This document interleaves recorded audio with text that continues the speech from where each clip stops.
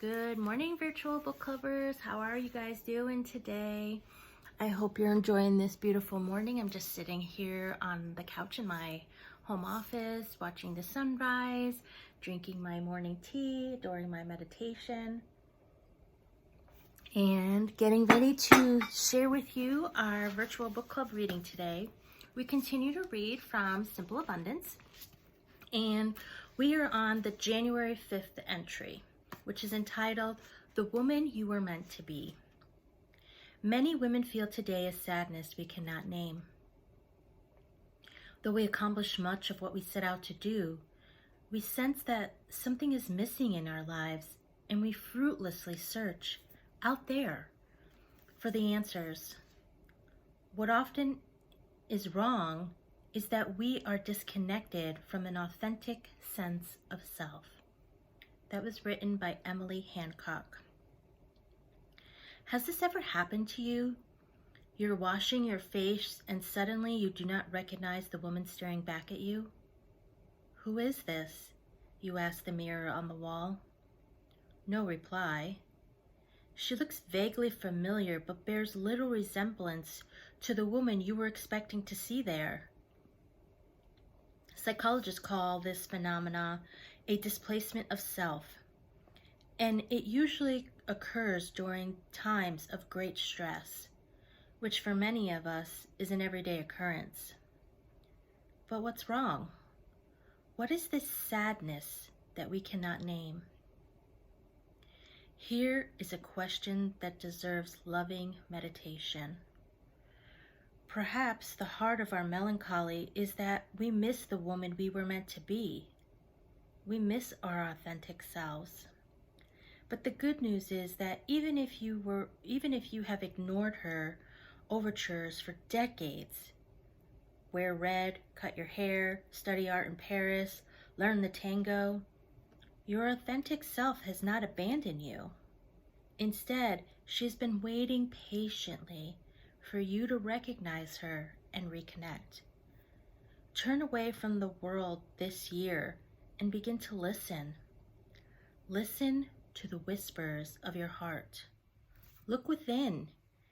Your silent compassion has lit lanterns of love to illuminate the path to wholeness.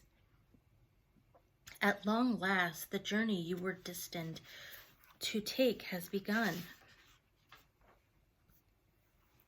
I like that part there where she says that the lanterns have been lit to light your path to illuminate your path to wholeness. In my morning meditations, when I talk to my guiding spirit, I always say to my guiding spirit, illuminate my path. And another thing that I always say to my guiding spirit is, speak to me in a language that I understand. Because the language of spirit can get lost in translation to us. So I have to have them be able to communicate with me in a language that I'm going to be understanding. So that's really important when you're looking. And I think this illumination also are breadcrumbs, right? Show me the path. Where is the path? But we have to be knowledgeable enough to be able to identify those breadcrumbs, be able to see the illuminated path before us, and be brave enough to take it. I've always believed this, that, we lose our sense of self, a lot of us, so early on in life.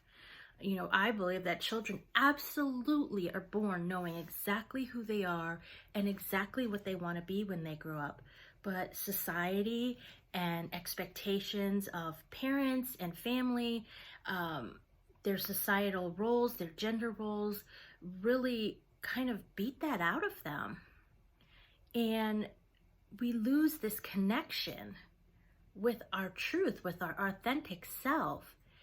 And then we spend a lifetime trying to figure out who we are and what we were supposed to do with our lives. And we just have this huge sense of, I don't want to say disappointment, but longing.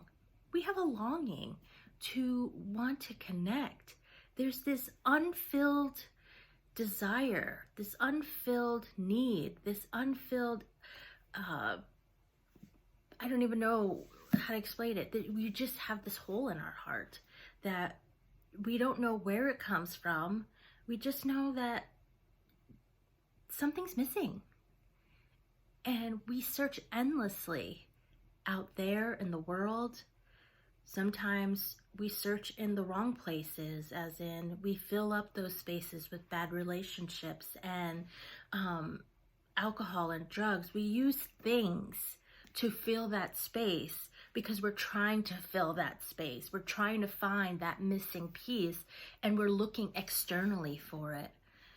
So how are we going to take charge this year to really come back to home of our inner spirit and listening to our guiding spirit, so that we can feel wholeness again, so we can connect? Because like the book said, we've never lost that connection with our inner self.